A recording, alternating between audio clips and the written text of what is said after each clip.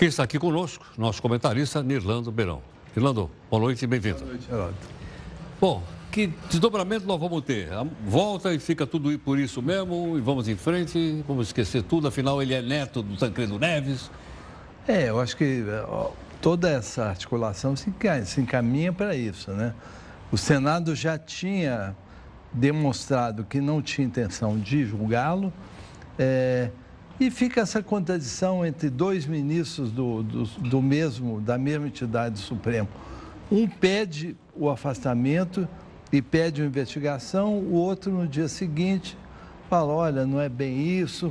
Eu gostei muito dos argumentos do ministro Marco Aurélio hoje, né? Ele falou que o Aécio é um brasileiro nato.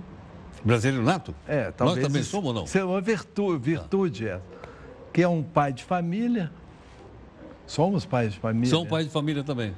E Só que nós não somos senadores. Né? Pois é, aí que Por enquanto. E que tem uma carreira política elogiável. Então, se for esse o critério, quer dizer, é um critério de exclusividade. Porque houve casos em que, por exemplo, o senador Delcídio do Amaral foi apresentada uma acusação contra ele, o Senado reagiu muito rapidamente, cassou o mandato dele e ele foi para a cadeia. Quer dizer, conseguiu se livrar por uma delação. Por quê? Quer dizer, há dois pesos e duas medidas sempre. Por quê? Talvez o senador Delcídio pudesse incriminar pessoas de um determinado lado do espectro político. O senador Aécio faz parte de um outro lado do espectro político. Então, é muito suspeito. Quando se fala essa frase, por exemplo, acredito na justiça brasileira, pode ser que ele acredite, mas eu acho que o cidadão brasileiro cada vez acredita menos. Agora, ele deve voltar à presidência, ele é presidente do PSDB, está afastado. Ele deve voltar, na sua opinião? Isso vai trazer desgaste? Esse é o grande nó político dessa decisão de hoje. Esse aí é o nó? É o nó político. Por quê? De certa forma, ele foi previamente absolvido do que estava sendo acusado. Quer dizer, não está sendo julgado. Quer dizer, então é um homem que merece pelo menos o benefício da dúvida.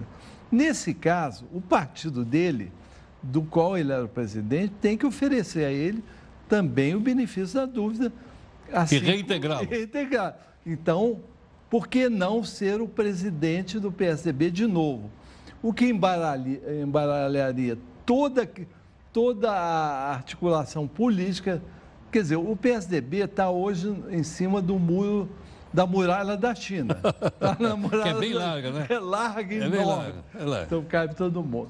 Uma parte quer ficar com o governo e essa parte, basicamente, é representada pelo próprio Aécio Neves, e uma parte está querendo debandar do governo. Então, se ele voltar a assumir um papel tão estratégico dentro do PSDB, o alinhamento com o governo Temer vai ser maior e as pessoas que estão querendo cair fora, tipo o Zé Serra, algumas figuras aí de algum relevo do partido, vão ter que engolir uma situação nova.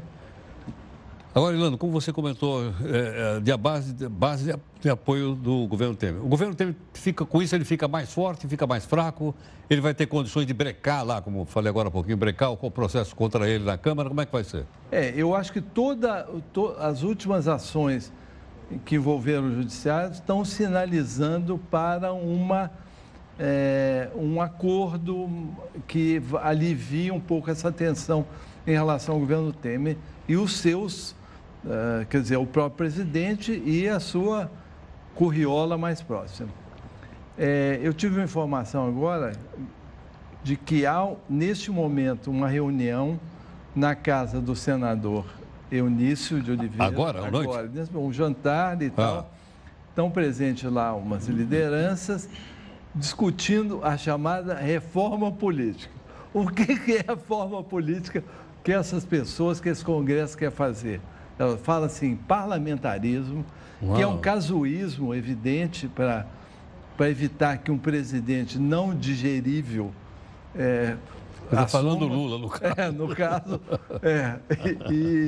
enfim, fala-se em anistia para o presidente, para o Temer, uma articulação que leve à anistia.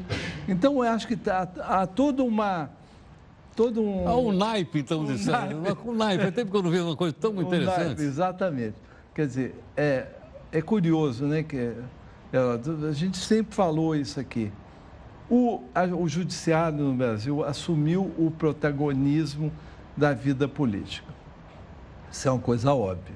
Muito mais importante do que o Congresso, mais importante até que o Executivo, é o Judiciário que hoje determina.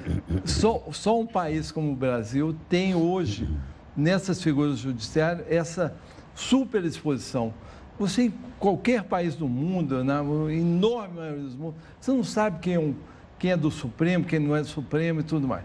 O que significa que o Brasil está vivendo uma situação muito peculiar, em que, de fato, essa grande investigação sobre corrupção levou a que o Judiciário tenha esse papel enorme. Só que o Judiciário, ele atua de forma pontual e pessoal. Não existe uma coerência nas decisões tomadas. Se o ministro Fachin acha que tem que ser afastado, no dia seguinte, um outro ministro, o ministro Marco Aurélio, fala, não pode ser afastado. Então é o seguinte, o que significa isso? Que a população brasileira está olhando com perplexidade para tudo isso, está cada vez mais desalentada, mais desconfiada de todo o processo e, quer dizer, o que explica também que nem essa reação que se esperava das ruas, né? Engraçado, o presidente do Supremo, a ministra Carmen Lúcia, falou, não, o Judiciário vai ouvir o clamor das ruas.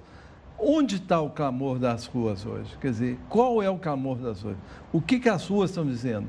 Estão silenciadas, estão desiludidas, desalentadas com esse quadro.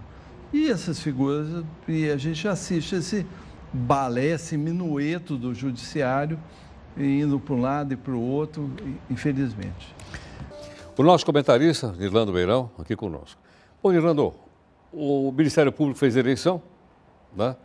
Escolheu o Dino como primeiro colocado, né? Mas quem levou foi a segunda colocada, a ministra Dodge, é isso? Isso. E o Temer escolheu dizendo que era a primeira mulher e tal, então escolheu a segunda. Exatamente. Eu acho que ele achou uma boa justificativa, nada contra. Não, é uma boa. Tomara que ela tivesse em primeiro lugar e ele tivesse escolhido, não é isso? Exatamente. É estranho, né? Porque é uma atitude de desafio, é uma briga aberta com o atual procurador Rodrigo Janot, né? Muito claro, muito... Eu acho que nesse processo todo está acontecendo uma outra história intrigante, né? Eu acho que os corruptos no Brasil estão ficando muito, muito à vontade. Quer dizer, houve um momento de susto e de pânico e tal, mas agora ficaram um desassombro absoluto. Quer dizer, vamos em frente, vamos levando aqui. Claro que, digamos assim, na área do Congresso, por exemplo, você uma vez me perguntou, mas esse pessoal que está fazendo toda essa lambança não vai ter que concorrer a uma eleição daqui a... O ano que vem. O ano que vem? Vai concorrer, mas eles estão olhando por curtíssimo prazo, livrar a pele, fazer um acordo pequeno aqui e tal. E é claro que o ano que vem a expectativa é que haja uma grande renovação do Congresso e também dos cargos majoritários e tudo isso. Mas, enquanto isso, vai se levando com a barriga, os corruptos estão aí articulando, conversando, falando, e a gente olhando com perplexidade. Nirlando, obrigado. Até mais. Até mais. Muito obrigado. Bom, aí está a participação do nosso comentarista, o Nirlando Beirão, também falando sobre assuntos bastante atuais, para você ir se informando e formando sua própria opinião. Em 30 segundos nós voltamos.